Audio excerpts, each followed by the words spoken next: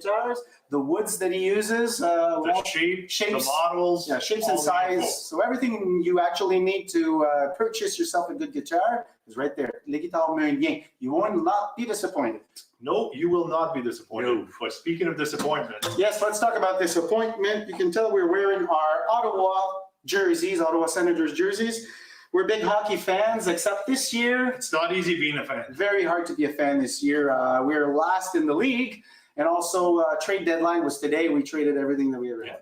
So apparently we're in a rebuild, and Melnick says that he has a plan. A man with a plan. Scary. Very scary. So anyways, in the meantime, we're going to play some music about hockey. We're going to do a song by Mr. Stopping Tom Connors called The Hockey Song. Hope you enjoy it. Yes. 1, 2, here's a good old hockey game.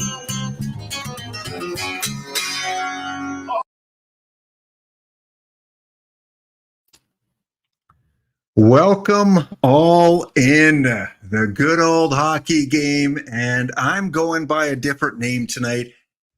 If anyone can be the Oilers GM and coach, it's my turn. I am the new Edmonton Oilers GM. I know you guys have been waiting. I know you've been waiting to heckle and tease and rub it in our faces. Well, tonight is that night. What timing? That our Monday night broadcast is after a coaching change in Edmonton. What else is new? Lap Knobloch. Yeah, well, I'll take his age. Maybe that's what I'll take. Yes. So welcome in, guys, to the Black Aces NHL podcast. And Boiled Egg is here. I see Leo is here.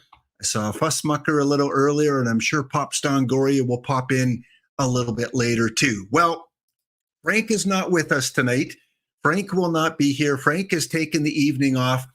Frank texted me and said, you know what? I'm just going to sit on the sidelines and eat popcorn and watch you fanboys from Edmonton go at it. Watch you guys discuss this coach. He said, I don't want to give the outsider perspective. The chat will give enough outsider perspective.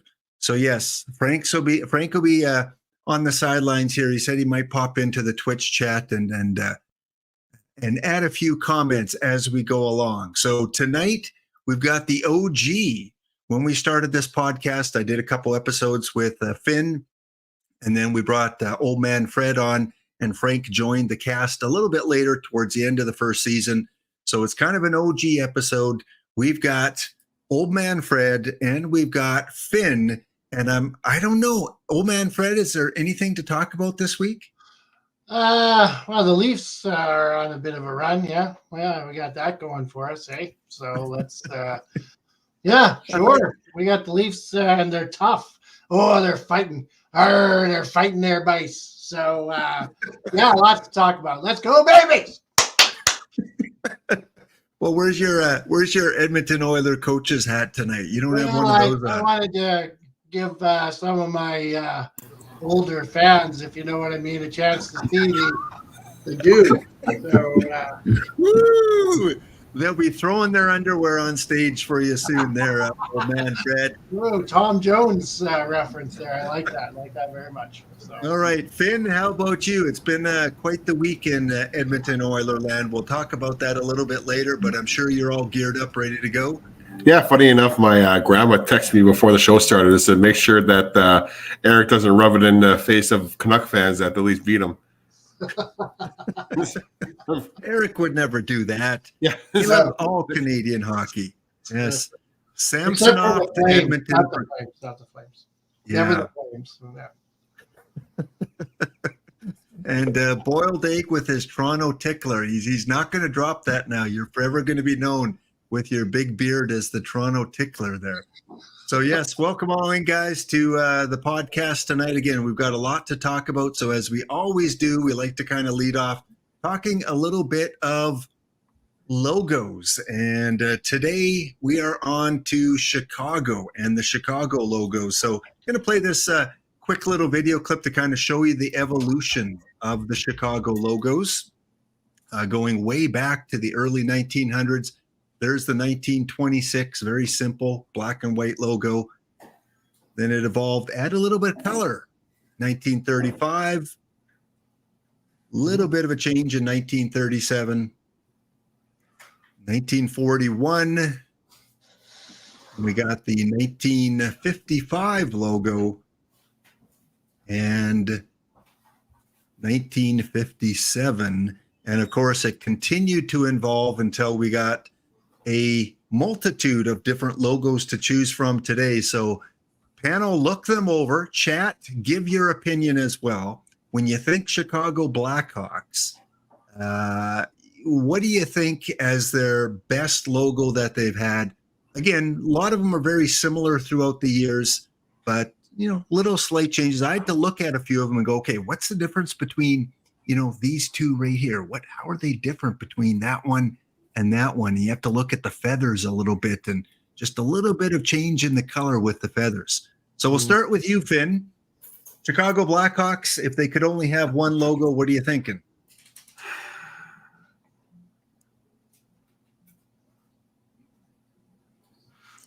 That's a good question. These millennials just take forever. This is an hour show. First impressions, I like the first one they had, the black and white one. I don't know. I like that. Okay. I don't know. It's different. It's clean. Clean, classic. First one they had back in 1926. Yeah. All right. Oh man, Fred, which one you going with? I'm gonna avoid that one like the plague. That's a little bit too Al Jolson for me. I don't know if we can say that anymore. So yeah, I probably, as you said, many of them kind of look. The 65 to 89. I know that's when they won their cup in 66, or no, 61 actually is when they won the cup. 66 was Montreal. So. Which is hard to believe because I can't believe that was the winning one. I can't remember Bobby Hull skating around with that. But I'm going to go with probably either the 96 to 99 or the 99 to the present and say this. It is absolutely the best logo in the NHL. It will always get my vote. The colors will always get my vote. Yeah, I hope it never changes. I love it. To be honest with you, I think it's a very classic logo for sure. I'm trying to figure out between 96, 99 and this one here, what the difference is. It's like when you're a kid, you play that game that came in the newspaper, Spot the Difference, with the two different pictures. I don't know if you ever did that when you were a kid, but I can't see. I don't know. I mean, maybe it's just one little line, but they look almost identical to me. Maybe it's a different shade slightly. I don't know. All right. So Chad is saying 89 to 96. So a lot of the chat thinks this one. And what did Fuss say? Fuss said the Murray Bannerman mask from the 80s was one of the best ever. I don't remember that one, Fuss. I'll have to look that one up in the break. Do you remember that one, Old Man Fred? I don't. Doesn't no. I'm sure when you get it, it'll be like, oh yeah, that one. No, can't remember off the top of my head. Yeah, I think for myself, because again, this is growing up, teenage years, young adult years. I'd have to go with the 89, 96. Again, not much different. Little lighter skin tone, I guess. A little bit maybe different with the feathers, but I'm going to go with that one. So we've got three different logos here. The top one, Old Man Fred with the latest ones, and then 89 to 96. Although I don't mind the big block letters too. I think that really stands out with the name. But something like this. I don't know. The older look doesn't. I don't know. Just doesn't appeal to me as much. Not as much as the fans do to Old Man Fred anyway, but, to each his own. All right. Chat, any other comments, any other logos that you like or don't like there that you definitely wouldn't want? Of course, when they play the Winter Classic, they've done that a couple times. They've kind of brought back some of the old uniforms. But the logo, I agree with Old Man Fred. Not only do I think it's the best one in the NHL, it might be the best one in sports. Logos. Not many to rival it. Okay, moving on. You'll remember last week we predicted the game of the night, and the game of the night last week was the LA Kings and the LA Kings Las Vegas yeah. Golden Knights. So the final score was 4-1 Kings. Lanky and Old Man went with Vegas. Finn and I went with the Kings. I said 3-2. Finn said 5-3, and it was a 4-1 game. So score one for Finn and for Lap. We are on the scoreboard for game of the night. Boiled Egg was the closest from the chat. Boiled Egg predicted 4-3 Kings. So he's our chat winner from last week. So Finn, how does it feel being on a 2-0 streak? Something you're not used to as a fan. I was going to say something I am used to is watching young guns skate away with the puck. So, you're associating yourself with the young guns? Wow. Wow. Man, oh man. And of course, tonight, do we have a score? What is the score between the Oil and the Islanders? 1-1. 1-1? All right, 1-1 under the new coach. Quick look at the standings where we are right now. Like we do every week, Vegas is, 25 points. Boston's hanging in there with only one regulation loss. Rangers, a little bit surprising, 11-2. And then we have the Canucks, Stars, Kings. The opposite end of it. San Jose, We don't need to look at the congratulations, opposite end. winning 2 in a row. And then Edmonton, Chicago, Nashville, and Calgary. So there is our updated standings. Vancouver with 23 points and Edmonton with 7. That's 16 points difference. I think you brought that up in chat the other day, Finn, that it's going to be tough to make that up. All right. League scoring. We have a Vancouver Canuck, number 1, number 3, and number 4. So all you Vancouver Canuck fans, wink, wink out there. Hi, Mom. How you doing? Hi, Grandma. All you Vancouver Canuck fans out there, you got to be happy. You got 3 in the top 4 in scoring. Quinn Hughes is plus 18. Holy smoke. He's early contender for the Norris Trophy. And the Canucks, other than that little blemish of losing to the Leafs this week, are off to a really good start. In terms of rookies, Connor Bedard has picked it up a little bit. He scored a couple goals in the last game. He has 13 points to lead the rookies now. Logan Cooley with 11, and defenseman for a loss for Anaheim with 10 points. Mintkinoff and Fantilli, who I said would be a contender, is I there can with tell you 9. was my guy to start the season. Oh, he was your guy as well? All right. Yep. Toronto's in there. Old man Fred. We got Nyes with 8 points. I don't see Edmonton Oilers in there. No, I don't even know if they have any rookies on that. Oh yeah, James Hamblin. Well, and they have Lavoie, or what is it? Am I saying that right? Lavoie? Yeah. Yeah. I think he's played 3 games now. This is 3 games so far. So he's on the 4th line right now. So All right. Raphael. Well, let's get to it with our promotion for tonight first, guys, because again, we've been fortunate that franchise hockey manager Out of the Park Developments has been generous enough to give us some game codes to give away. And so throughout tonight, you'll have a chance to enter in for a copy of Franchise Hockey Manager 10. Now, I mean, if you're not going to use it, don't enter. Let it go for someone else that is going to use it. But if you feel that this is a game you might play over the course of the next year, then by all means, you can enter it.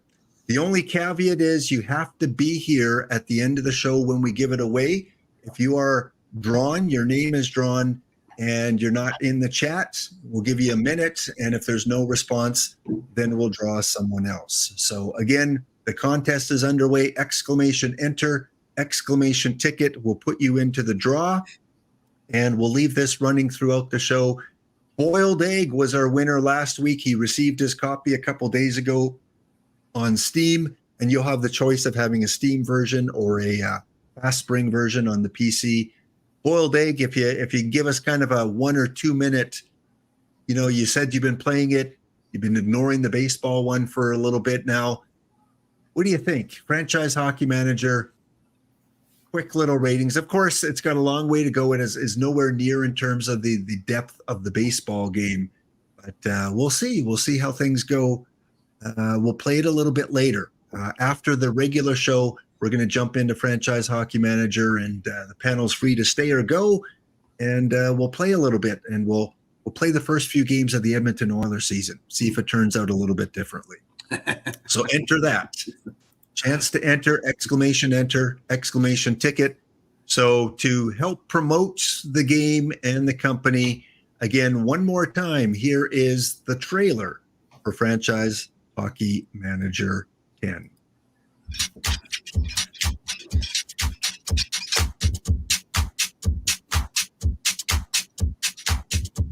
Celebrating 10 years with our fans. Franchise Hockey Manager 10, officially licensed by the NHL. Welcome to the next generation of FHM. Play the game your way. Custom games now allow you to import real teams or entire leagues from anywhere in the world or from our historical game. And you can now set up promotion and relegation systems for your custom leagues. Gain more control with our reworked trade system, including new team needs and player shopping systems. Beware the media. Manage media relations that can affect your team's happiness and the opinions of your fans and owner. Bring more hockey history to life by traveling all the way back to 1909 and the newly playable National Hockey Association, complete with 7-man hockey. College hockey has expanded. American college teams now have to contend with the transfer portal, and the Canadian college teams are now playable. Updated for the 2023-2024 season for every NHL club, as well as international, minor, college, and junior leagues. Get to know the players better with prospect tournaments, youth tournaments, and new scouting options. And so much more. Franchise Hockey Manager 10, celebrating 10 years of hockey strategy with our fans. All on the only NHL licensed PC game. Releasing November 7th, 2023.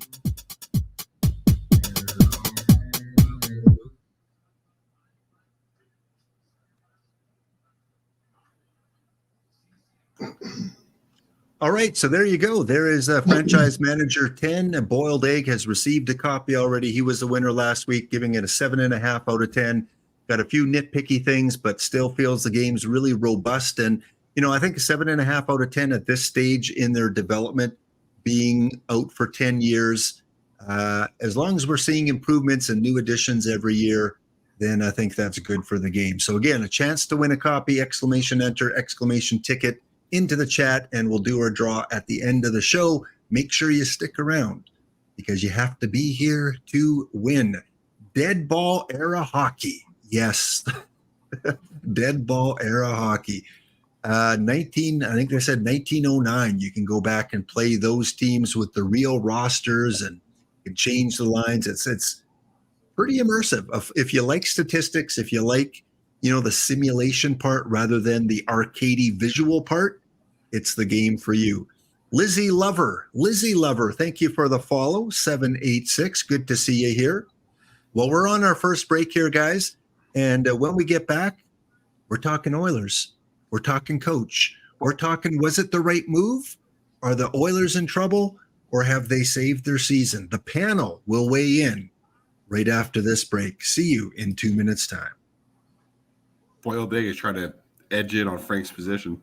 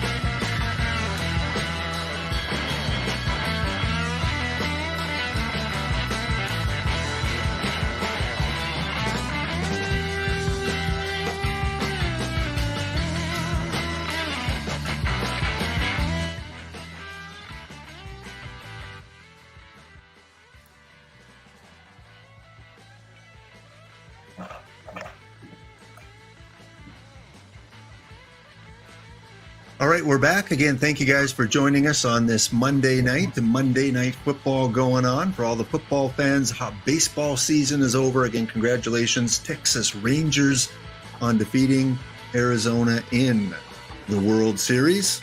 All right, time to get to it. The biggest news this week across the NHL, especially here in Edmonton and Canada, is the firing of Jay Woodcroft as the coach of the Edmonton Oilers. Jay Woodcroft. So if you don't know anything about Jay Woodcroft, here's a little information, and then we'll get to our panel for their opinions. But he's been coaching in Edmonton since 1920, 21, 22. And his overall record as an Oiler coach is 133 or 79 wins, 41 losses, 643 win percentage. And if you compare that to all coaches, I think that ranks 5th or 6th in terms of best win percentage as an NHL coach. Now, of course, it's only a small sample, but to me, that indicates a successful record when you look at the whole picture. They have brought in Mr. Knobloch, not the baseball player, but Knobloch is in, and he's making his coaching debut tonight against the Islanders. So let's go with Ryan to start it off here. Ryan, what do you think about the move that Edmonton has made? It's ridiculous. I mean, I hope he comes in and he sets a good tone and he leads the others to a Stanley Cup and now make a lot of this noise go down. But the press conference itself was just ridiculous. The management team doesn't know what the other side is thinking. Like they're contradicting each other throughout the press conference. Woodcroft was a fan favorite. Of course, you shouldn't listen to the fans when you're making your decisions, but fan favorite, highest win percentage as an Oilers coach. It'll probably stay like that for quite some time. There's a saying in hockey that I really enjoy, and that's show me a good goalie, I'll show you a good coach. And Woodcroft did not get a hand at all from his goalkeepers. Just letting in bad goal after bad goal after bad goal. Sure, there was defensive breakdowns, but they got to make a save. Just make it one save above what's expected. Every so often would really help. Not to mention you have Draisaitl and McDavid that were just playing like ghosts of their past selves. Just nothing. They're nothing to the table. Up to this point, you can probably call the most consistent player.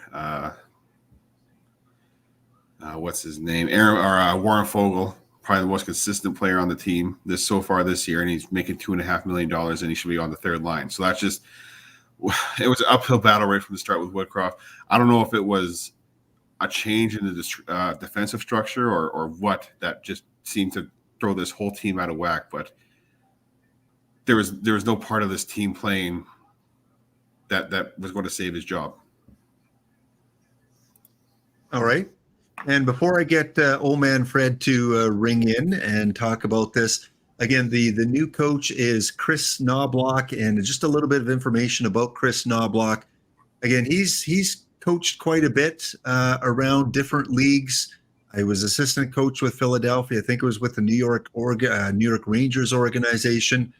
He did win a WHL Western Hockey League championship with I think it was the Kootenay Ice, and also won a championship with the Erie Otters a couple years after Connor McDavid had graduated into the NHL. No NHL experience as a head coach. And not only was Chris Knobloch brought in, but also Paul Coffey was brought in as the new defensive coach, because both Woodcroft and Dave Manson were released as the two coaches. So old man Fred, give us the take. Well, I'm not as negative as Finn. It's risky because where do you go from here? All right, so if things don't improve, what do you do? Fire this guy? And then the joke really is the joke. Did I feel that it was a tad bit early? I did. But the man makes $2 million a year. He's going to get his $2 million for the next 2 years. Winning percentage is lovely, but he's got Connor McDavid and he's got Draisaitl. What's he won? Where's the cup? I don't see it. So yeah, he's got a lovely winning percentage. Let me, you know what? As a Leaf fan, I can tell you about winning percentages, and it means crap. So I don't give a shit about that. There needed, you need to, as I agree that the conference, the press conference was interesting because it seemed like the two guys who were talking, and help me out. Obviously, I know Ken Holland, Jeff. What's his last name of this guy? Jackson.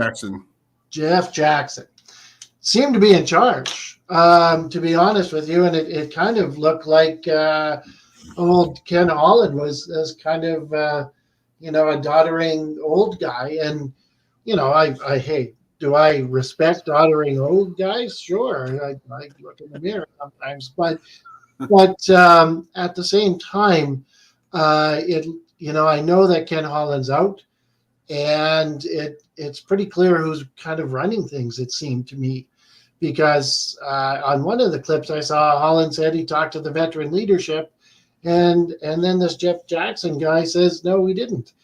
So it's like, geez, guys, you really should have talked a little bit beforehand. Yeah, Do I think that Woody is a god? No, I don't. I'm sorry. I'm surprised at all the love and oh my God, this guy is so great. Well, he's not great, because what have you done? Look at your record. You suck. You suck. And it's time to stop sucking.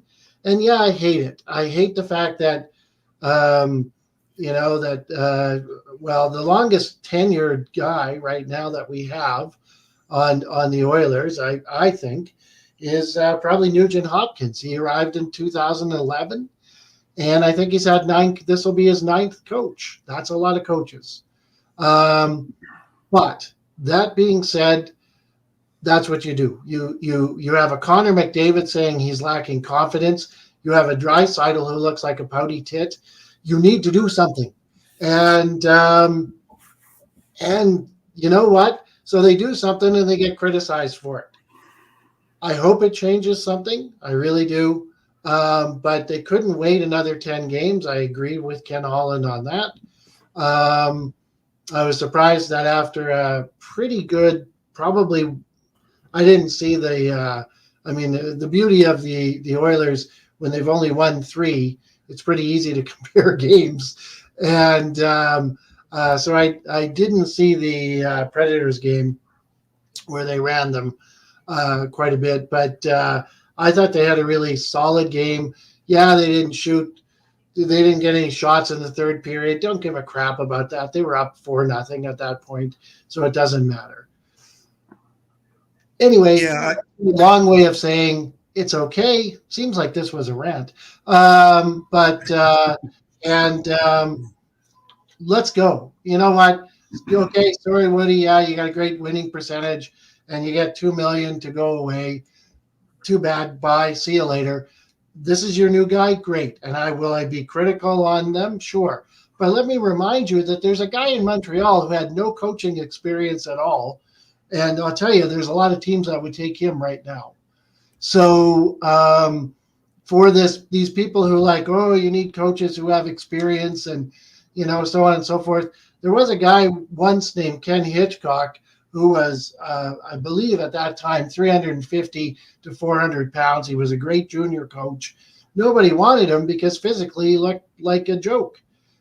He just went into the Hall of Fame on Saturday. Or on Monday, I guess. Saturday was the game. So, you know what? I hope this new guy is great. He's got a pretty good team to go with. This is a kick in the junk to wake them up.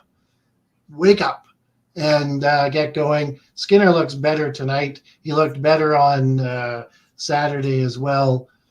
It could be positive. Just saying. Yeah, Holland is definitely not making any decisions right now. He's just a figurehead. He's the guy answering the phone right now until the end of the year. All the decisions are coming above him. All the decisions are coming from Coffey and Jackson.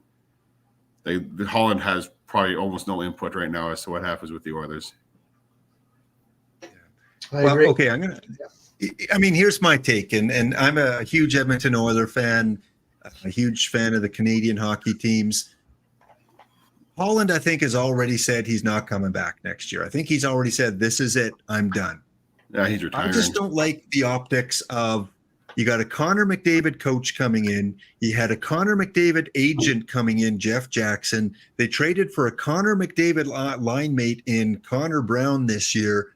The optics are that Connor McDavid might be running this team and dictating. And I don't know if it's healthy for an organization to, if that is the case, to cave in to one player in the hopes that he's going to resign here. You said that Mr. Woodcroft was, not putting up the numbers. I still think it's too early. He took the team to Game 6 against the Stanley Cup champions last year. Yeah, they're off to a bad start. One team wins the Stanley Cup, 29 other coaches, don't get anything. How can you fire a guy this early into a season that's had success? He's been in the organization for at least, I think, 8 to 10 years. He had success in the AHL, took him to the playoffs last year. If anything, fire Holland. His butt is out of here anyway at the end of the year. Bring in a new GM that knows what he's doing and have that GM decide whether or not he's going to give Woodcroft. When do you make the players accountable? I think that's where you start. GM, players. I don't think Woodcroft is a problem. Yes, this is going to give them the boost. I think they're going to go on maybe a little bit of a winning streak with this new coach, as often happens. But unless you're bringing in a Bruce Boudreau, a Joel Quenneville, a reputable, long-term winning coach, I don't feel good about this because, like old man Fred said, what happens if they lose 4 of their next 5, 8 of their next 10? What do you do next? Want to weigh in? I do. Okay, so there was, you said that it's becoming the players, and when do the players become accountable? Fair. What are you going to do? Trade them? Trade McDavid or trade Draisaitl? No, that's not going to happen. How do you make them accountable? Will you bench them? Well, they're not going to bench them. So, you know what? Is McDavid running this team to a certain extent? Yeah, he is. The greatest player. So here's the thing, Oiler fans. The greatest player is probably running your team. Boo freaking who, as far as I'm concerned. You know what? There's 31 teams that'll take him. Oh, he's running the team. Well, then give him to us. We'll take him. That's what's going to happen because you've got the greatest player and you've got nothing to show for it. Nothing. You've won nothing. Yeah, good for you. You played against the Stanley Cup guys and they beat you. And who cares? Beat them. Do something. And you know what? Until that happens, when you've got the greatest 2 players, I've heard, I'm still a little waffy on Draisaitl. I don't think he's all that in a bag of chips yet. McDavid is, though. I think McDavid might even be better than Gretzky, and I'm going to say it. So, but that being said, you've got to do something. And yes, I agree, goaltending and if Frank was here, Frank knows a lot more about the management kind of stuff, and he would be saying, look, you've put yourself in a cap situation, and that is absolutely not on Woody. But that being said, you still have those 2 guys, and anybody would take them. And trust me, you got Toronto Maple Leaf fans who are annoying, putting them in, photoshopping them into their Toronto Maple Leaf thing. And they're, this is going to happen now, and let's be honest, Leaf fans, well, they can be pretty ridiculous. But that being said, yeah, no, I agree that McDavid, it is becoming a McDavid era. But I think that what they're doing is they're hitching their wagon to the greatest player in the NHL. And I don't think that's a bad thing. I really don't. I think it was inevitable. I was here for the decade of darkness. I watched lots of people walk out because Edmonton couldn't afford them. So are they trying to please this guy? Yeah, he is. And right now he's kind of a loyal soldier, and he is the captain, and he does talk. So what are you going to do? Make the players accountable. Now, I don't disagree. Nurse drives me crazy. I think he makes way too much money. That was stupid. And I don't think he's a great defenseman. I think he's a second line guy. I think he's big. I think he's useful, but he's not $9 million. So there's been some decisions, and again, not a Woody problem for sure. But make players accountable. What are you going to do? And so I'll ask you, Glenn, directly. So, okay, McDavid and Draisaitl are not producing. What are you going to do? How are you going to make them accountable? If John Cooper can sit the top line of Tampa Bay for a whole period in the middle of a game after they won 2 back-to-back Stanley Cups because they weren't playing the way that he expected them to play, then I think damn right you could set Draisaitl for a period and make him think about what he's doing. Great. Did the coach do that? No. And he that's could his have. weakness. He could have. The only thing that Holland took away from him is the ability to put a player in the press box for a game, but he could certainly sit him in game. He could have, and he never did. And I saw a lot of mistakes on that defense, and nobody sat. Nobody paid. So Woody didn't make him pay either. So what I would do, we don't know what goes on in the dressing room. We don't know what's said behind the scenes. But if I'm Ken Holland, if I'm the GM, I bring in McDavid, Draisaitl, you bring in your leadership core and say, okay, guys, what's the issue here? I want to fix it. Is it the coach? If it's the coach, then I'll make a decision. My guess is they're going to say we have shitty goaltending, lousy goaltending. Get us a goaltender, whatever it costs, whatever it takes. We're in the prime of our career. Get us a goalie. And if that's the case, Holland should have moved the earth, traded draft picks, traded Nuge, traded one of their non-top 2 players to get a goalie. And I think then maybe McDavid and Draisaitl are saying, okay, you know what? We've got someone we can rely on, someone that's going to stop the puck. The confidence is going to go up a little bit. At least that's what I would do to try and improve it before I fired Woodcroft. But playing devil's advocate, wasn't that goalie a Calder Trophy finalist last year? The goalie he was also the All-Star game. Yeah.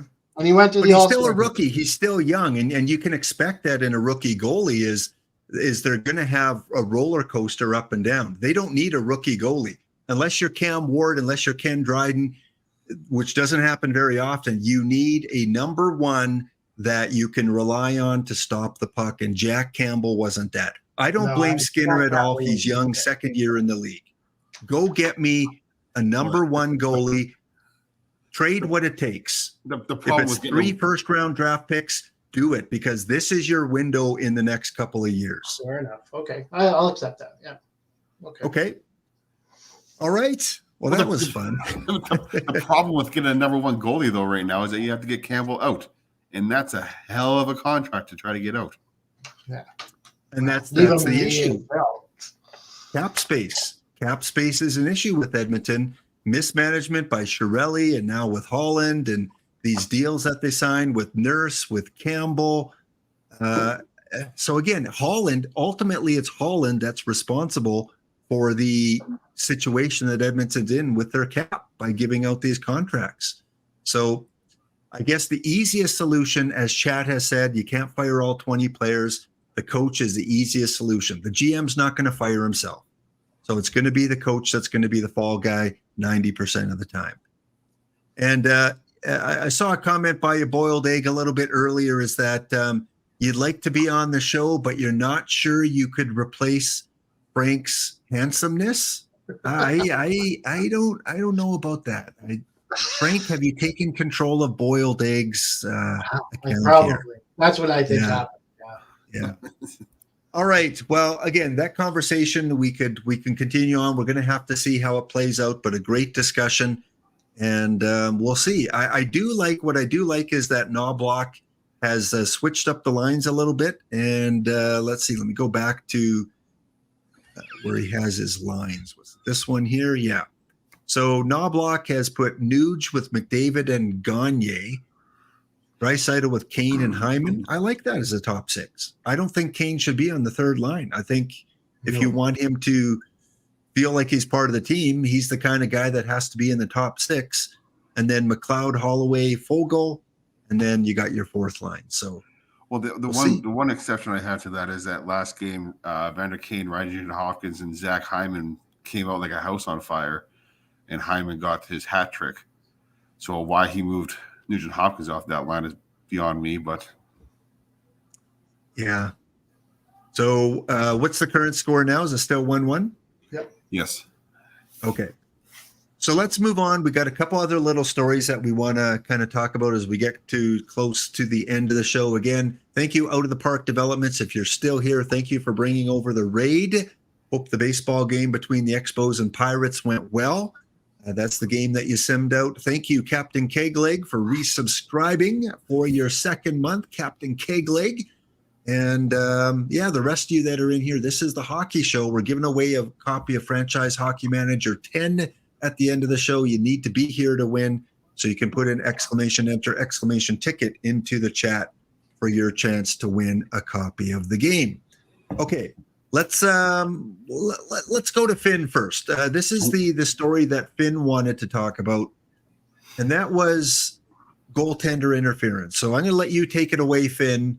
What's the beef with goaltender interference? Well, for years, and this isn't just a whole, like it happened. Like when I see my goalies or the others goalies do it, it drives me nuts. But goes up to play the puck and then gets himself involved in the play, gets scored on. And look, he looks at the ref, puts his hands up. Where's the call? Well, if you want to get yourself in the play like that, you should be expecting to get a little rubbed out, a little hit, a little off like there's a sniper in the stands. Yeah, I agree. And I think it should be called. I think we got to start to discourage it because, it's gamesmanship. And if it works, that's what you do, right? And everybody will start doing it. And it's great when your own team does it, but it's a problem when the other team but let's make it equal for everybody. You're going to do this. It's like a diving. If the goaltender is going to do it, then we're going to call it. And, sucks to be you. So. And even Demko, he didn't protest. He has this stare like, I wonder if they're gonna call a penalty. It looks like Patrick Waugh a little bit, the stare down. But he doesn't go over the board and react and stomp his stick. No. It's fair game when they leave the crease. And I think we're all in agreement on that one there. And old man Fred wanted to kind of talk a little bit about fighting. Fighting in the NHL, of course, is almost considered taboo now. It's frowned upon by not the fans necessarily, but by the league. What do you want to address in terms of fighting? I'm going to say it's still a motivating factor. I think, I think the Leaf game was a prime example of that. They were losing at the time that I think the first fight occurred.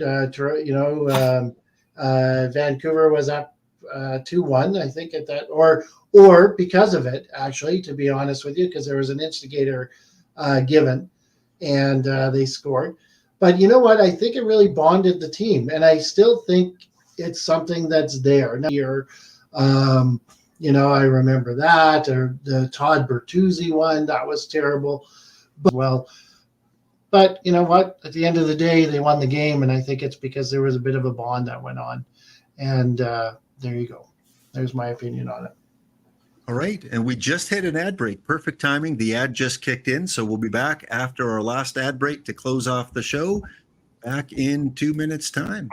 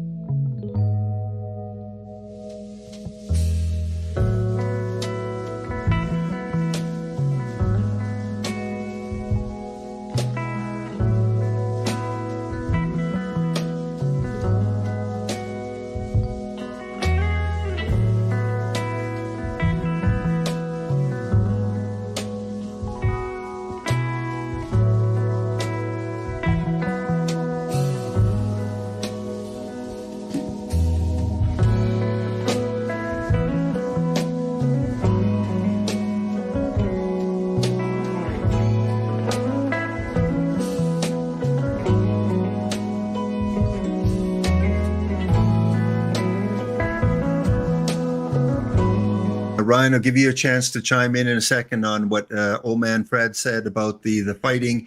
But, you know, my take is I agree, old man Fred. I think that unified the team. You had your 40-year-old take on the young, tough guy from the other team. The 40-year-old. No one else on the team stepped up. He stepped up after it, and he held his own against that young, I think his name was Joseph, and handled him pretty well. And if that doesn't inspire your team, man, then you've got bigger issues than that. Finn, what do you think? Yeah, I mean, people pay big bucks to watch two people roll around in a pair of shorts that beat each other to a pulp. So I don't think fighting's going anywhere. I hope it's not going anywhere. I don't see 18,000 fans covering their eyes every time a fight breaks out. It electrifies the building. It electrifies the teams. Certainly, place and time to get your team rallied up. It's not a key to victory, but it's a useful tool to use every now and then to get a win. All right. Old man Fred, anything else to add to the Well, you know, and you mentioned that it was the 40-year-old. He's also making the minimum wage, right? So this is a guy who truly is passionate about what he does. I mean, obviously, you know, he's making the minimum wage now, given his age, but we know what kind of a defender he was in Calgary. Yes, I'm going to give the Flames fans a little something. Say he was a beauty, just like a Ginla was a beauty, and yeah. So, but he's a minimum wage, so it's passion, and you can't go wrong with passion. That's the way it is. All right. Well, before we get to kind of our last topic here, we've got 1-1 second intermission between the Islanders and Oilers right now. So I think, you know, we got Draisaitl with the goal for Edmonton, Barzal with the goal for the Islanders. No score in the second period. And the Islanders 21 shots to Edmonton's 13. So Skinner looks like he's having one of those good games right now. Next up, our game of the week. And chat, be ready to predict as well. Dethroned boiled egg from the chat prediction championship. We're going to go all the way to, I think, Saturday's games. And Lanky Frank sent in his prediction. We're going to predict the Colorado at Dallas, two of the top 10 top 10 teams in the league. And Lanky Frank said 3-1 Dallas. Finn, what are you thinking between Dallas and Colorado? Yeah, Colorado's really struggling right now. I want to go with Dallas. 4-2. 4-2 Dallas. Old man Fred. Well, I can't go with those two. My God, I gotta get on the winning side here. So I think Colorado comes into Dallas, and I haven't seen their schedule, what they're playing, but let's go with Colorado 5, Dallas 3. Ooh, big game for Colorado. McKinnon, Rantanen. Love McKinnon. Cale Makar, yeah, they definitely have the potential offense there. I'm going to go, I think it's going to be a low-scoring game. I'm going to go 2-1 Dallas on this one. I think if Ottinger's in net, I'm going to go with Dallas. Plus is going 4-2 for the Stars. Popston Goria thinks it's going to be 3-1. Iridescence is calling 6-4, a 10-goal game. Boiled egg is the 70s song all by myself. I think I'm going to start quoting that. Well, I've been there before. That was my high school years and my dating. But anyway, yeah. GT Sundown, you got to give us a score. If you're saying let's go Avs, we got to have some support for old man Fred here. Yeah, What's it going to be? What's it going to be for the Avs here? 10-2. Let's go that. Other than that, I don't see a lot of like the Vegas-Pittsburgh game. I think will be kind of fun to watch too. Toronto or Boston plays Montreal. Montreal beat Boston a few days ago. Edmonton goes to Tampa Bay, but nothing really. We don't see the top 2 or 3 teams playing each other. Yeah, you know what? I thought you would go with the Edmonton-Tampa just because Edmonton in afternoon games, even at home, they're terrible. And it would be interesting to see that stat because I can remember back in 79, God help us all. And even back then, like their first year in the league, for some reason on an afternoon game, they do poorly. And I bet you their winning percentage is around like 345 or something like that. Like it's just, I don't know what it is, but the Oilers can't win in the afternoon. No afternoon delights for them, if you know what I mean. So it's just the way it is. All right. Well, I think, guys, we had a good conversation today. We'll get a little bit of a better picture next Monday because Edmonton will have played another 2 or 3 games by then. And who knows? Who knows what's on dock? I know we talked a couple weeks ago about who's going to be the first coach fired. And a lot of us were thinking Calgary or Ottawa. And it was Edmonton. It was the Oilers with the first coach fired. Well, any closing remarks, Finn? No, I mean, hopefully the team goes off like a nuke for the rest of the year and destroys the league. But I would caution against thinking that it was all in the new coach and not just the team coming together, as they were kind of on the upswing anyway. Okay. And old man Fred? Just win, baby. Just win. That's all you got to do. It's a simple game. You got to be loving your team anyway. You got to be loving Toronto. There you go. All right, chat, that is going to be it. I'm going to stay on and I'm going to play Franchise Hockey Manager for about 15 or 20 minutes before I do the giveaway. So hang tight. Panel, thanks again. We'll see you next Monday. Have a wonderful week. And catch you next time. Take care. All right, I'm going to be back in 1 minute. I'm going to play a quick 1 minute break to get the game set up, and then we're going to play some FHM, show you some of the features, and then we'll do the giveaway. Back in 1 minute time.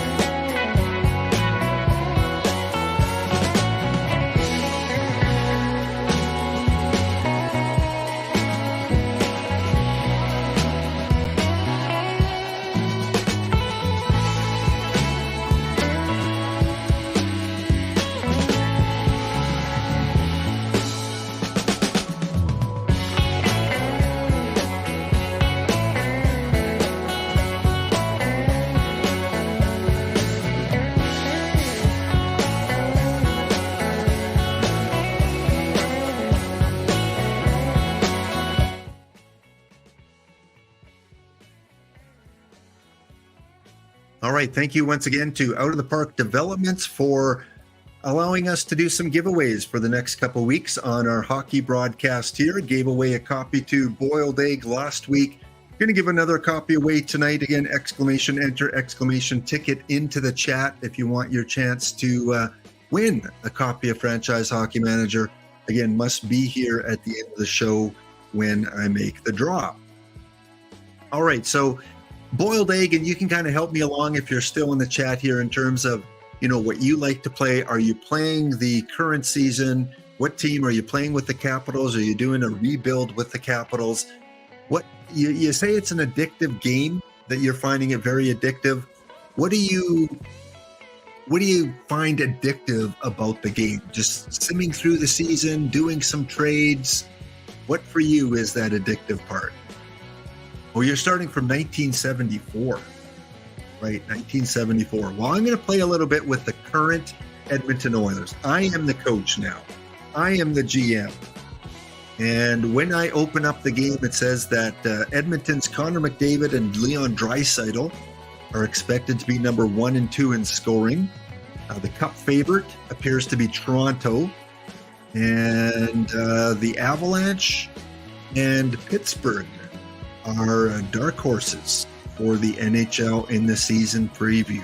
So just like Out of the Park Baseball, they have the news reports that come in every once in a while. There's already been a trade between Toronto and Montreal. Callie Yarncroc has been traded, and also Lars Eller has been traded to Montreal for a 4th-round draft pick. I don't know how Frank would see that one go down, but hey, it happens. And when you play the game, of course, you don't get the intense graphics that you would get watching EA Sports or 2K Sports. You get statistics, you get numbers, you get little tiny blips on a screen moving around the ice. So I'll kind of show you what that looks like, but you do have the ability to go and change lines. You can go and, just like Out of the Park Baseball, you can have the AI create your lines for you. I'm just going to leave it on the game here and play the game a little bit.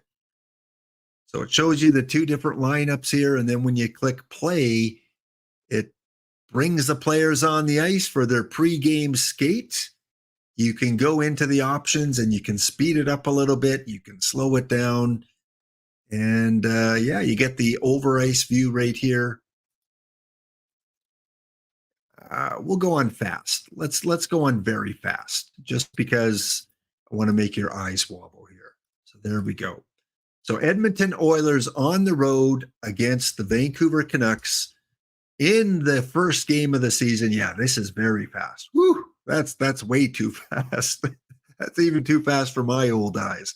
Let's go on the fast mode. And again, you don't have to play the games out, just like Out of the Park Baseball. You can have the computer just sim it, and it's got the 2 teams going back and forth, pauses on penalties, pauses on goals, pauses on the break when the puck is out of play. And currently, 5 minutes into the game, we have a 0-0 score. All right, so we'll just play this out. Again, this part of the game might not be for everyone. You might not want to watch the game's played out. You might just want to quick sim it. And again, you can go slower, you can go faster, or you can just sim the whole game out. So let's wait for our first goal. In real life, Edmonton lost this game. I think it was 7-1 or 8-1 in Vancouver. They got blown out in this first game. Right now, they're holding their own. 0-0, 5 shots for Vancouver, 1 shot for the Edmonton Oilers, as we wind down the first period. And the good thing, too, you can play historical seasons. You can play exhibitions with different teams to find out how they'd match up against each other. And come on, let's get our first goal. This shouldn't be a defensive battle. 2 top scoring teams. 8 shots for Vancouver, 1 shot for Edmonton. So maybe this is realistic. 1 shot in the first period for the Oilers. And there we have our first goal for Vancouver. Connor Garland scores. It is 1-0 for the Vancouver Canucks at the 4:20 mark. 4:20 mark. So there's a little bit of the in-game sim that you can play. I'm just going to end the game, and it ended up being 4-2 for Vancouver. Here's all the sim part. If you love statistics, Garland scores. McDavid scores his first of the year.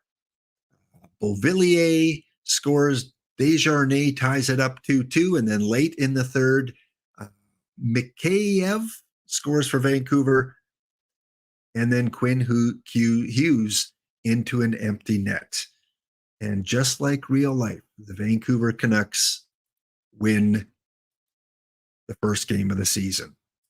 Again, just like Out of the Park Baseball, you can go and you can look at your depth chart. You can call players up from the minors. You can trade players. You can go to a trade block. You can fix your lines and move people around wherever you want them on your lines here. You are the GM and the coach. You can be one, you can be both. And you've got the schedule, which is the exact same as the NHL, the current NHL schedule. So we need to go ahead because I've been itching to do this all day. Edmonton lost to San Jose. on November the 9th. We have to go see how that plays out. I can't think that we would have another repeat of that. Edmonton losing to San Jose. So we're going to go into the month of November, see if Edmonton can recover in this game here. And while I'm doing that, I'm going to read the chat.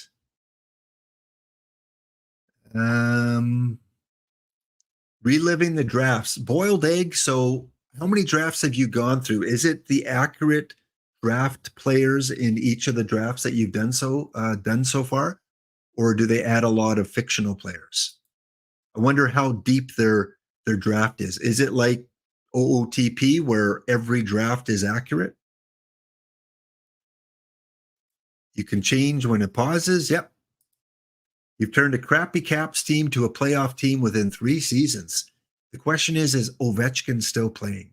Oh, I guess this is 1974. So you've got who, like Mike Bullard? Was he back in the 70s? If you get FHM, you want to do a sim from 1909. Yeah, the pre NHL sounds awesome.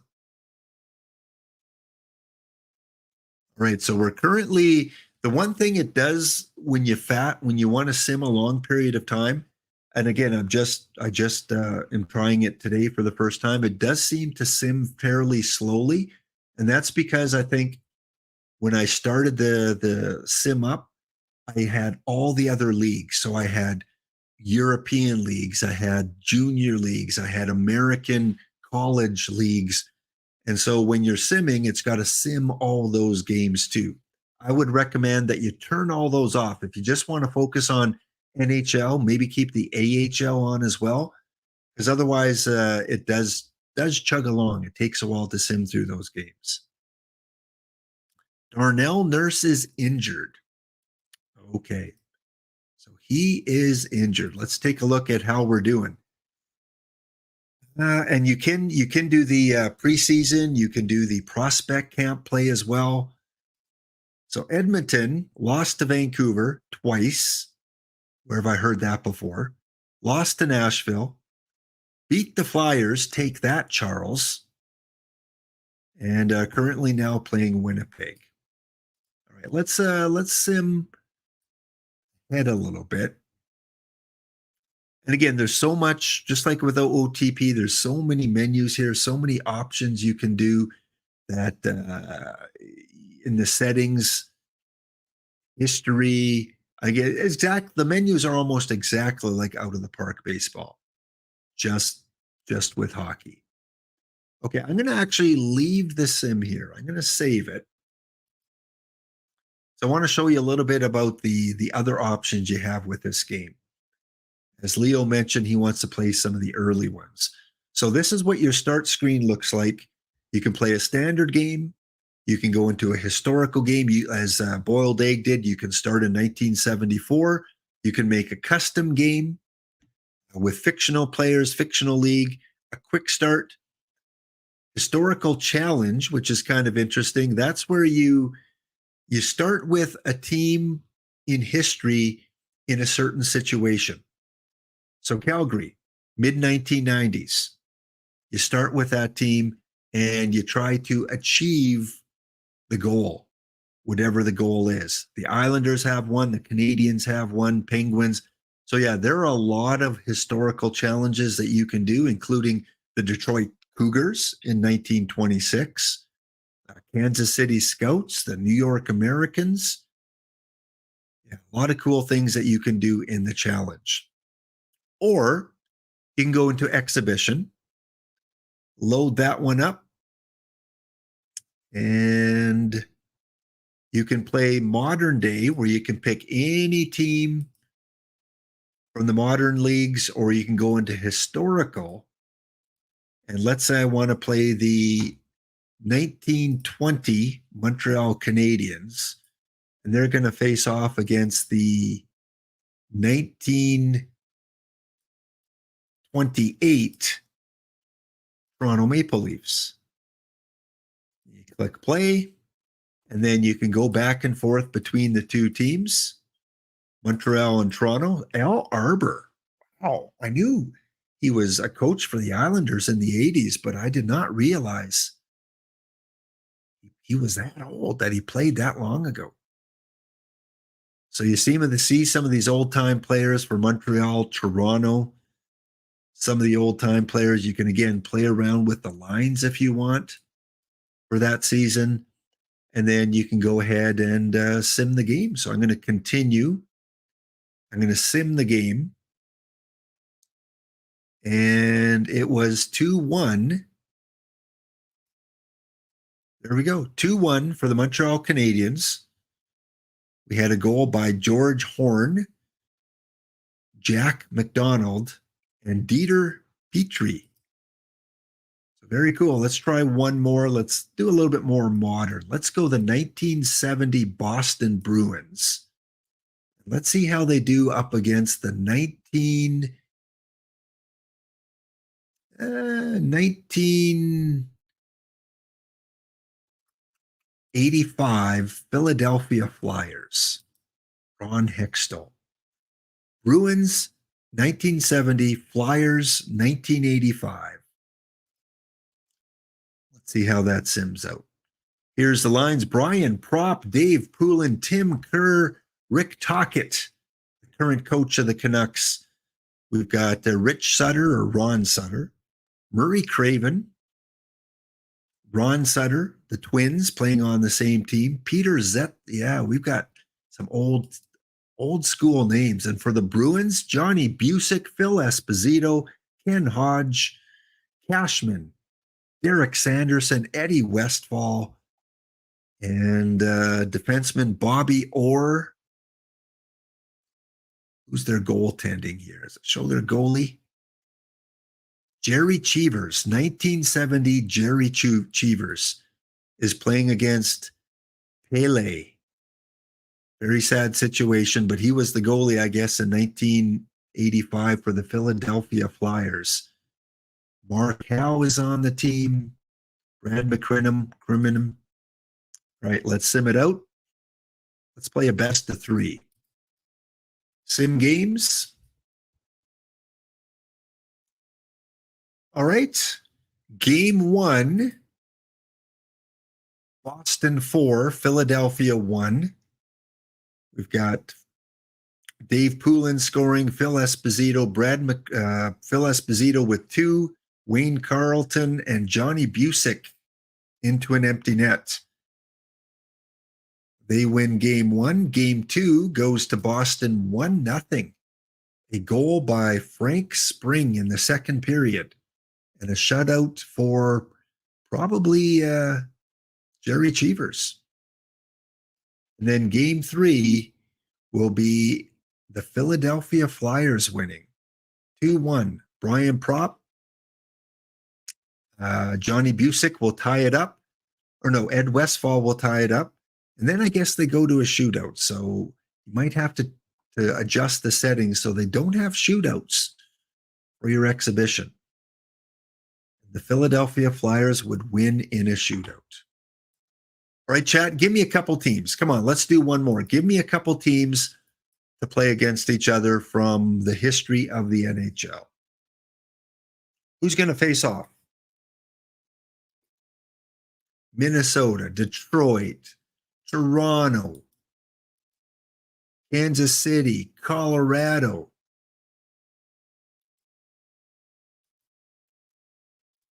We got the original 6, or we got the expansion teams in the 60s and 70s. Toronto Arenas and Quebec Bulldogs. Well, I don't think I'm on the menu where I go 1909. So let's go as far back as we can. 1917. So I need to be in a different menu to play the 1909 ones. 1917, we got the Canadiens, the Wanderers. Oh, we got to bring in the Portland Rosebuds. And they're going to play the 2000 Avs. Okay. GT, let's do it. The 2000 Colorado Avalanche. All right. We want to play it out. Tanguay, Forsberg, Hayduke, Sakic, Deadmarsh, Drury. Oh, yeah, those are some familiar names. Just waiting for the break to end here, the ad break in about 12 seconds.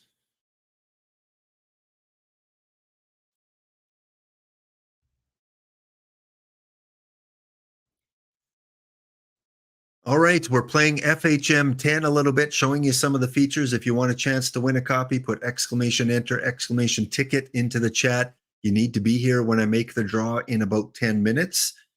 If you're not here after the first minute, then I will redraw for a winner. And we're testing out this by playing the 2000 Colorado Avalanche. And they're going up against the 1917 Portland Rosebuds. Have you heard of a guy named Oatman? Mr. Oatman? Mr. Barber? Uxala? Mr. Harris? Yeah. I'm thinking it's going to be Colorado, but we got to play it out. We're going to play a best of three. Colorado versus the Portland Rosebuds. And the games are simmed.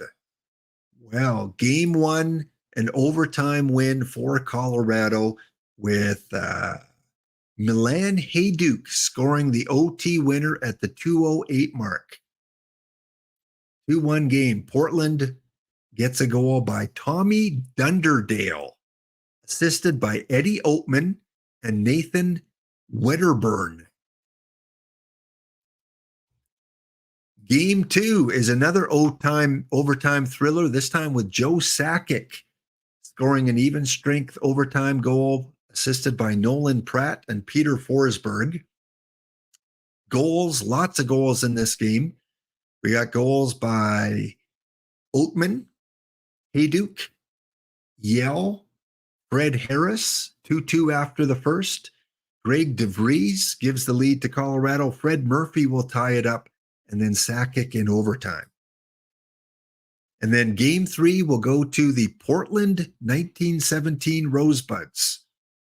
Fred Harris, Peter Forsberg, Alex Tanguay gives the lead to the Avs. And then in the third period, Fred Murphy scores a tying goal, and Olivier Clermont, the game winner.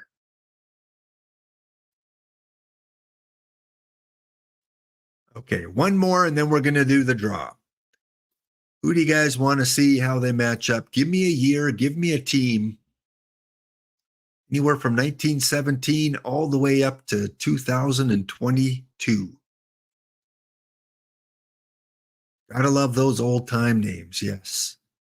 Give me a team that you remember growing up watching, that you know all the players. Let's have two different 94 Rangers, King of Pigus. 94, the Mike Richter years, huh? Was Messier must have been on the team then. New York Rangers, 94. And the 91 Sharks. Giving some love to the Sharks. Okay. Sharks Rangers. Let's look at the lineups here. That must be Brian Mullen, Kizio, Pat Falloon, Bruce, Minnesota coach Dean Evison, Presley, Ray Whitney, Mike Sullivan, Jeff Odgers, Brian Lawton, Perry Berezan, and C. Cox. For the Rangers, Adam Graves, Mark Messier, Kovalev, Stefan Matteau, Peter Nedved, Brian Noonan, Nick Kiprios is there, Eddie Olchuk, Joe Koser, Jay Waugh, Nemchinov, And a guy I'm not familiar with, Starostinko. Oh, on defense, we got Brian Leach, Sergei Zubov, Kevin Lowe, Karpatsev, Stewart, and Bukaboom. And in net for your New York Rangers, it is Glenn Healy and Mike Richter. On defense for San Jose, we've got Sandis Ozelinch, Williams, Doug Wilson, Wilkinson, Rob Zettler, and Jay Moore. And in net is it Arthur Urbe. It is Arthur Urbe and Jeff Hackett for San Jose. All right, let's do a 3-game series. Rangers should win this, and it looks like they do. Game 1, 4-3. Goals by Starastenko, Harry Berezan, and then in the third, Sandis Ozelinch, Brian Leach, Brian Mullen, and the game winner, Nick Kyprios. With 21 seconds left in the game, Nick Kyprios is on the ice, scoring the game winner. Game 2 is 2-1. Chris, who scores here? Second period, Kelly Kizio from Dean Evison and Sandis Ozelinch. Steve Larmer ties it up. And we go to a shootout. And in the shootout, Ken Gernander, there's a name. Ken Gernander scores the shootout winner. Honestly, never heard of him. I guess you have to be a Rangers fan. And in game 3, Jeff Odgers takes a penalty. No scoring in the second, no scoring in the third. So 0-0. Nothing in overtime. We have a 0-0 tie going to a shootout. Kizio scores. Nedved, Falloon, miss. Graves scores. Whitney, Messier, and Evison miss. And once again, Starastenko for the Rangers, their number 6 D-man, gets the shootout winner. Can't believe it. Can't believe it.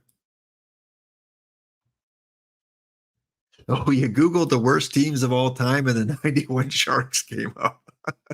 Well, I think Boiled Egg would give you a run with his 1974, right? 1974 Caps. Let's just see how accurate this is. 1974 Caps. What's one of the best teams ever? Let's go with the Montreal. No, let's go with Detroit 99. Detroit had Shanahan, Fedorov, Holmstrom, Yzerman, McCarty, Lapointe, Lidstrom, Larry Murphy, Chelios, Duchesne. Yeah, that was a stacked team.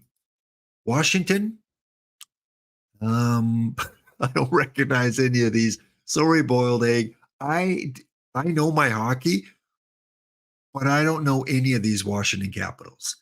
Laframboise, Chris Crow. If this is Mike Bloom, then I've heard of him. And on defense, no one I've heard of. Who's their goaltender? In net for the Capitals, Bell Humier and Ron Lowe, it looks like. And for Detroit, they've got Chris Osgood and Ken Reggett in net. Well, this should be a blowout. Let's go. Let's boost it up a little bit. Let's go 7 games.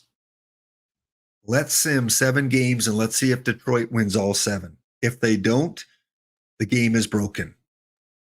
And there we have it. Detroit wins all 7.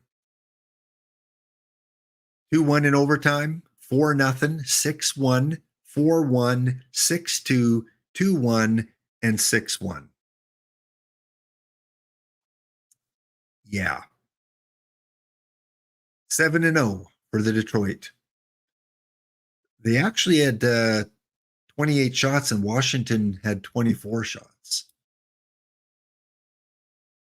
Closest game was the first one, an overtime win. Steve Duchesne scores, Chris Gow scores to tie it up, and then in overtime, Igor Larionov wins it for Detroit.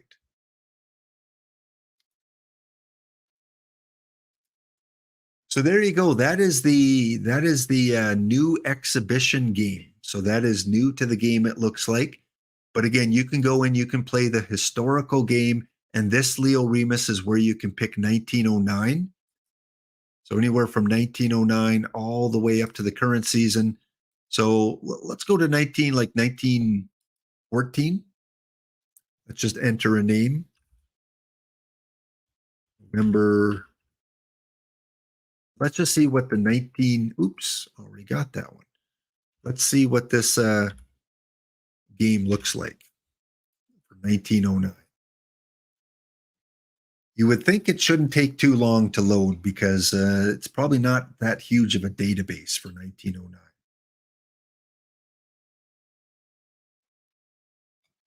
So Boiled Egg gave it a 7.5 out of 10 at the beginning of the stream. Says it does have some kinks to work through. The trade engine probably can be exploited like mini games, but he does see a lot of improvements over the previous version. And he said he's found it very addictive. And he's taken his 1974 Capitals to the playoffs. So I have to ask you, Boiled Egg, who did you draft? Do you remember who your first round draft picks were in your first couple of seasons? Who made it to Washington?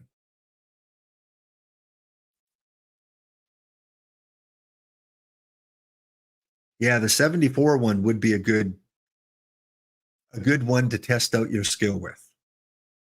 Oh, you got Mike Bossy, Mark Howe. Oh, man. I can see how it would be addictive because if you're a losing team, you get some good players. All right, so we're in 1914. Just going to sim up to September the 1st. Sure. I'll take the job. I'll take the job for 2 seasons. The Montreal Wanderers. Let's go up to the next game is December 20th. What? All right. The Quebec Bulldogs would like you to join their organization. No, I'm already employed by the Wanderers. Let's go up to the next game. Let's see what this looks like. I don't want to accept any trades or read the messages. Just take me to the next game. I know you can turn those off. You can go and put GM do not disturb mode. It sims real quick when you're in the early years. So end of October, November, end of November. Okay, we should be coming up to our first game of 1914.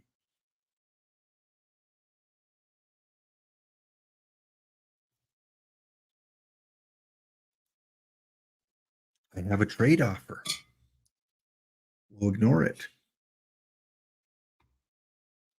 Okay, so it should have a schedule here somewhere. There's my lines. Here's my players, Leo. If you want to see the Montreal Wanderers from 1914, there you go. Very small team. 2, 4, 6, 8, 10, 12. You can set the ice time you want. You can set how many minutes their ice time is going to be. You can set even strength, penalty killing, power play, how often your goalie starts. It's so immersive, just like out of the park baseball. You can do so much in terms of the setting. So we were playing the Toronto Shamrocks. All right, Toronto, bring it. I dare you. Not enough goalies. Okay, well, I would have to go in and edit my line somehow. Again, this is the first time I'm playing it today, so takes a while for the learning curve, I guess. So let's get the assistant to set it up. Assistant, create the lines. Not enough skaters. Probably because I needed to do a trade. Or do I need to drag him over? Probably need to drag him over. Kendall, you're going to be my number one center. Baker, you're on right wing. Grady, you can play left defense or right wing. I guess I better put you on left defense. Boyce, you're going to be my starter.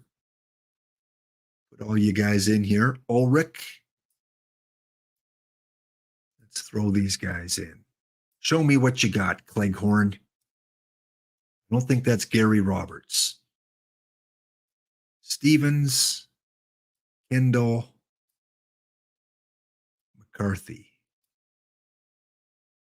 And on defense, oh yeah, I don't have a lot of Prodger. Yeah, I think I'd have to go and sign some players, so I don't think it's going to let me play. Yeah, not enough skaters. So I would have to go into, I don't know, somewhere free agents here, somewhere free agent center. Yeah, and I'd have to look for a few players, and that's going to take some time. So we can't play that game out. But yeah, it can be done. $100 their salary for 1 year. Woo! $100. Potential 3-star. Okay, let's see if I can bring one guy in. Who's got the coolest name? Who's got a cool name? Back in 1914. Wayne Rooney? No, Walter Rooney. Good enough. Walter, let's offer you a contract. I will give you $1,000 to play for the Montreal. What's your demand? I'm going to meet your demand. $1,000 for 3 years. Ask for a response. You can expect to hear from me soon. Okay. Send it to me by telegraph, Morse code, because there are no, I don't think Alexander Graham Bell had, maybe he did, maybe the phone was working back then. So anyway, lots of things that you can do. You can, again, play the current season, a historical season, custom game. Let's kind of take a peek what that looks like. What do we mean by custom? All right, so you can add a fictional league. You can do promotion where the worst team gets demoted, best teams get promoted, kind of like football or soccer. You can make teams with AHL, CHL, so you can have some minor league teams as part of your league. Yeah, there's a lot of cool things that you can do. All right, so there you go. A little bit of sampling of FHM10. Boiled egg, did you play it last year? What is the biggest difference that you see between the last version that you played and this version? Oh, you got Yari Curry, Mark Howe, Mike Bott. No wonder you're in the playoffs.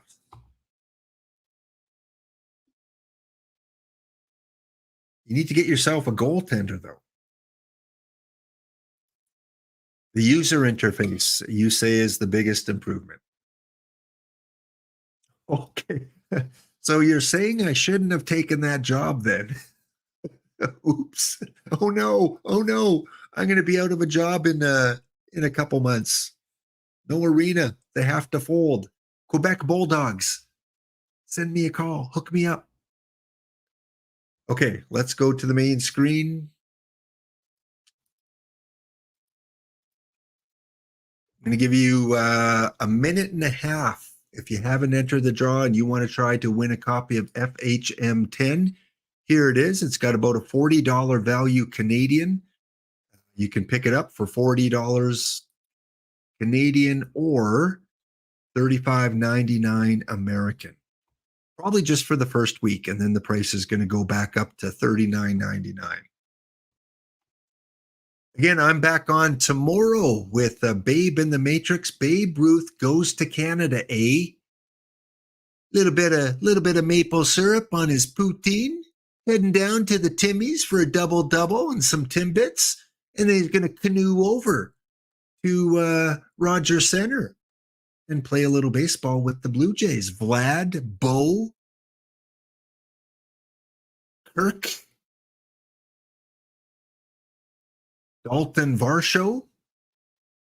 Yeah. Gaussman. Who else is on that team? Biggio. Yeah, he's gonna have a good team to play with there. All right, let's do this. Let's give away a game code.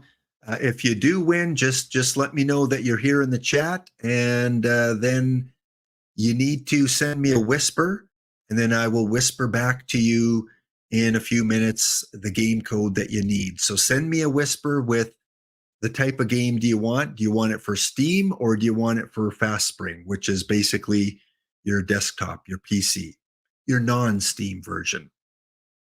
All right, 10, 9, 8, 7, 6, 5, 4, 3, 2, 1.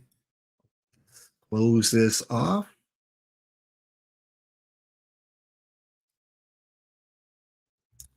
All right, we are closed off.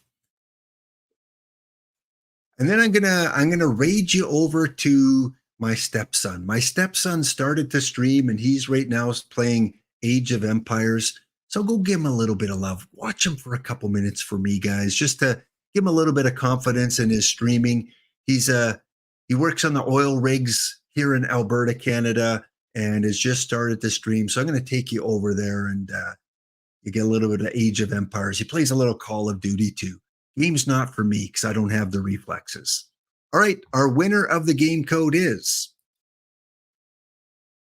Down the River Rick. Rick, are you here? Got 1 minute to respond, Rick.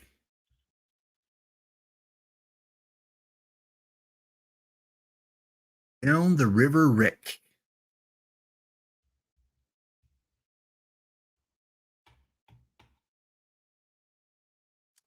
And again, if Rick doesn't respond in the next 30 seconds, we'll draw another name. Because this contest has been going since the beginning. So if Rick entered early, I did say it says right in the scroll bar that I had scrolling that you had to be here at the end to win. Down the River Rick. Come on, buddy. 20 seconds. We'll wave. We'll wave like this. Down the river, Rick. Put down the paddle.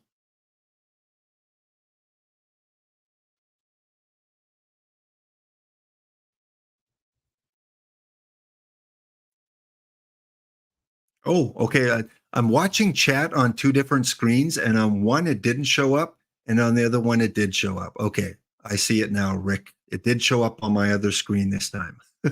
All right, Rick, congratulations. There you go. If you can click on my name and send me a whisper and let me know if you want a Steam code or if you want a code for the PC, kind of the regular code that you download the entire game. Let me know. Whisper it to me. And once that whisper comes in, then I think we're good. Just want to make sure it comes in before I end the stream here in case there's some issues, because I'm not familiar with your name from Out of the Park Baseball, so I might have a tough time tracking you down afterwards. There you go. I've got your whisper. And yeah, in about 10 minutes, I will whisper you the game code for Steam. Congratulations. That's 2 copies we've given out. Boiled Egg and Down the River Rick. We will give out another copy next Monday on the Black Aces podcast. So tune in then. See you guys. Again, going to raid over to my stepson playing a little bit of Age of Empires. So we'll see you tomorrow on Out of the Park Baseball or next Monday on the hockey stream.